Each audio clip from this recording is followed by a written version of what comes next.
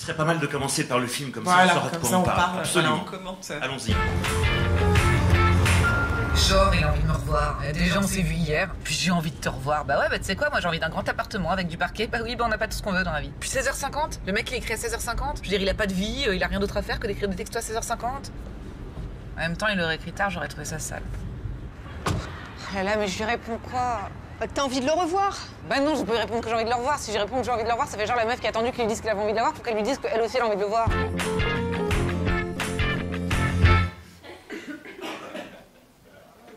Bon, alors donc voilà, ça c'est un premier film, il y en a eu d'autres qui sont intéressants. Donc quelle était votre idée par rapport à la nouvelle Twingo, donc qui est déjà la 3e génération? Bon, sachant qu'il y a beaucoup de gens dans la salle qui ont aimé la première, la deuxième était peut-être moins passionnante en termes de style, et que la 3e redevient un véhicule un petit peu décalé. Et c'est vrai qu'en termes de look, la nouvelle Twingo est un peu différente. Comment vous avez voulu aborder, puisque là on est quand même totalement dans le côté girly, réseaux sociaux, avec une approche un peu différente, le pop-up store, enfin c'est une nouvelle approche. Alors je vais d'abord, bonsoir à tout le monde et merci pour cette reconnaissance. Alors je voulais quand même dire que Valérie Candéier est chez moi directrice de la pub France de Renault et de Dacia, donc elle a les deux marques et puis toutes les émanations. Alors pourquoi on a fait stopper? Faut pas oublier dans le segment A, la clientèle est très féminine, c'est pas une volonté sexiste, c'est un état de fait. Twingo c'est 70% de femmes, ça monte sur certains concurrents à 90%, la Up est à 90% de clientèle féminine, donc c'est un fait. Et donc pour arriver à repositionner la nouvelle Twingo auprès de cette cible, parce qu'on pense qu'elle a une crédibilité pour revenir fortement sur cette cible-là, on a monté une opération et on s'est dit voilà, on va partir de la cible et on va voir quel type d'opération il faut faire pour arriver à la toucher, à la convaincre et à l'intéresser.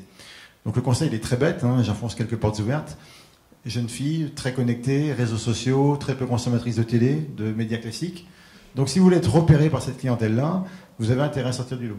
Et vous avez intérêt à sortir du lot de manière pertinente. C'est-à-dire que si vous sortez à côté de la plaque, vous êtes très vite éliminé parce que les réseaux sociaux, c'est une prise de risque. Faire de la pub à la télé, la prise de risque, elle n'est pas énorme, à part faire une pub ratée. Voilà ce qu'on risque. Sur les réseaux sociaux, vous y allez et il faut assumer, il ne faut pas se tromper. Donc ça demande une très très bonne analyse, une très très bonne connaissance en amont de à qui on a affaire et de détecter les tendances, des centres d'intérêt, des hobbies qui sont porteurs et dans lesquels on va être pertinent. Donc du coup, là, on s'appuie sur une tendance sociétale hyper intéressante, qui est vraiment pour moi un nouvel élan de la modernité, du féminisme, mais vraiment un féminisme intéressant et positif.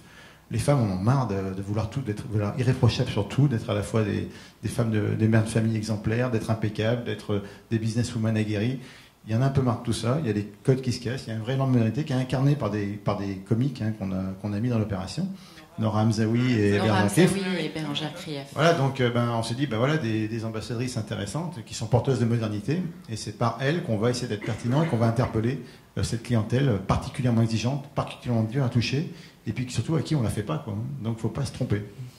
Vous avez le volume de tweets, grosso modo, ça a été calculé, ça rend ça... Ah oui, ça doit être des opérations un peu rigolotes, décalées et qui ont l'air un peu légères. C'était très sérieux. Je peux vous dire que d'abord il y a une logistique de malade, il faut l'avoir en tête.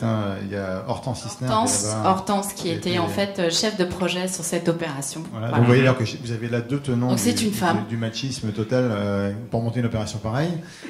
Donc c'est une logistique énorme. Hortense s'est transformée en productrice de titres de sweatshirts, en locatrice de magasins. Elle a également monté des opérations digitales. Donc il y a une variété de métiers à mettre en œuvre qui est très intéressante. Il y a eu 4 popsters. Non, alors il y a eu un popster à Paris, dans le centre de Paris, dans le premier arrondissement, et on a eu une déclinaison en province, à Rennes, Bordeaux et Aix-en-Provence. Alors, quelques chiffres. Alors, c'est toujours pareil, dans le digital, on peut dire des chiffres, on peut impressionner, mais quand on paye, c'est facile d'avoir des bons résultats. Nous, ce qui était important pour nous, c'était le taux d'engagement. Donc, l'interaction entre la cible et la volumétrie de ce qu'on postait. Donc, quelques chiffres clés. On a eu 33 000 tweets sur des comptes Twitter, 16 millions de vues. Alors, surtout, un taux d'engagement de 7%, ce qui est colossal. Alors, c'est le nombre de personnes qui interagissent par rapport au post. On a eu, alors, quelques chiffres en vrac également. On a eu quoi? On a distribué 5700 sweatshirts avec quelques vérités. J'en vois un d'ailleurs là. Il y en a un qui est ici, Émilie. Voilà. Et je crois que celui-là, il est personnalisé. En plus, je crois que c'est votre message à vous perso. Voilà. Là, on a fait pas mal d'essais aussi, beaucoup plus qu'on ne pensait d'ailleurs. C'était pas vraiment au cœur du dispositif, mais on a fait sur Pop-Up Store près de 500 essais, à notre grande surprise. Et puis voilà, ça a généré un mood, une atmosphère et un buzz, beaucoup de reprises de presse, etc. Une centaine d'articles. Je vais vous poser la question qui fâche. est-ce que vous arrivez à calculer le nombre de ventes réelles dues à la campagne ? On ne peut pas l'isoler tel quel, mais on a en tout cas une vision assez claire de taux de transformation, essai, lead, transformation de vente sur lead. On peut le faire, mais on ne peut pas assurer que c'est uniquement lié à cette opération elle-même, parce qu'il y a un volant de communication générale sur le modèle, sur la marque, qui fait que tout peut venir différent. On est quand même typiquement sur le type de produit où on peut supposer que c'est le produit avant la marque. Mais un point important, c'est toujours le problème qu'on a quand on est en marketing. Moi, il y a deux types de marketing. Il y a le marketing où on sème et le marketing où on récolte. Là, c'est le marketing où on sème, d'accord ? Donc l'objectif, c'est pas à court terme les ventes. C'est important de faire connaître cette voiture, de lui donner une image favorable auprès d'une cible exigeante. C'est important. Et après, petit à petit, avec différentes opérations qui suivront, on arrivera à installer et là, on verra un ensemble. Mais il ne faut pas vouloir sur toutes les opérations marketing un ROI immédiat. Il y a des opérations non héroïstes. C'en était typiquement une. Il fallait en revanche s'assurer que l'impact sur cible était satisfaisant. Ça, c'est important. Bon, en tout cas, félicitations encore à vous pour cette Merci campagne beaucoup. et pour ce risque. À toi.